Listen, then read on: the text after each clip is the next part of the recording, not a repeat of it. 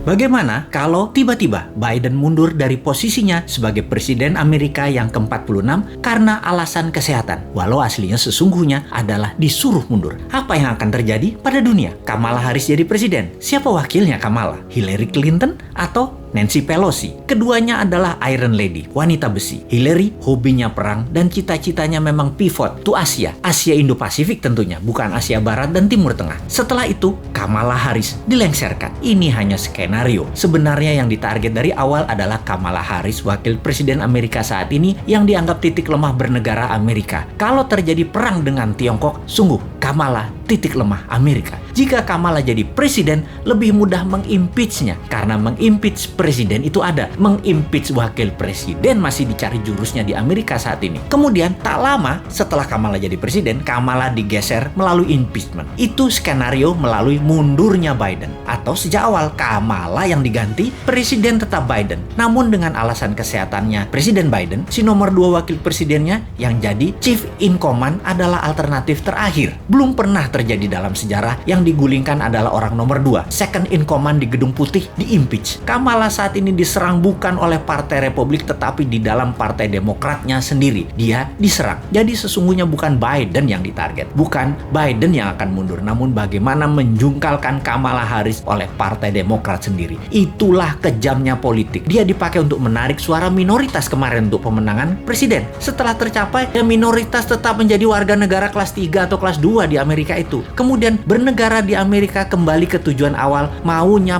para plutokrasi di Amerika. Plutokrasi adalah segelintir orang kaya mengendalikan negara. Plutokrasi dan oligarki di Amerika menggunakan negara untuk mencaplok negara lain dan merampok rakyatnya sendiri. Amerika itu negara swasta. Negara lawannya yang oposisi persis yaitu Tiongkok. Tiongkok negaranya dikendalikan pemerintah otoriter Partai Komunis atau negara partai. Itulah bedanya Amerika dengan Tiongkok. Indonesia, 7 presiden adalah negara partai, terutama 3 presiden terakhir, di mana swasta hanya dapat porsi 20%, yang 80% pemerintah. Nanti ketika new mind terjadi, maka terbalik, 80%-nya swasta, 20%-nya pemerintah. Indonesia jadi negara swasta, namun bukan swastanya plutokrasi dan oligarki, tetapi strong UKM. Itu beda.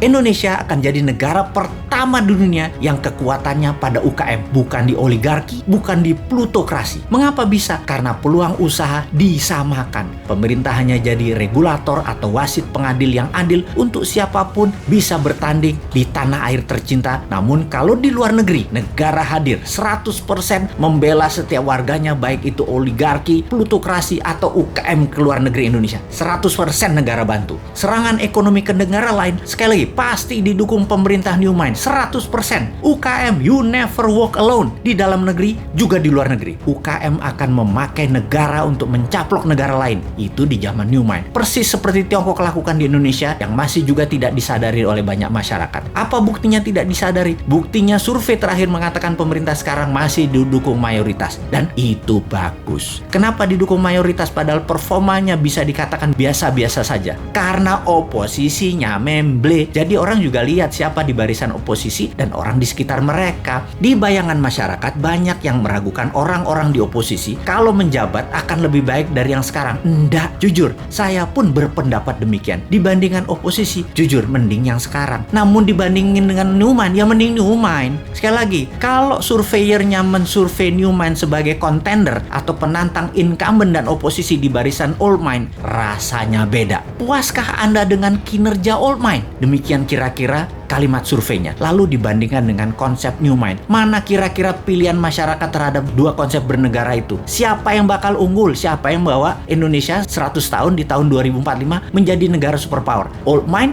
atau new mind? Sekali lagi, sungguh kalau ditanya, di dalam old mind itu ada siapa? Oligarki di situ, politikus kawakan di situ, duit di situ, pejabat di situ, jabatan di situ. New mind punyanya cuma semangat doang, tetapi berani. Kesimpulan, kita akan berhadapan di 2024. See you at 2024.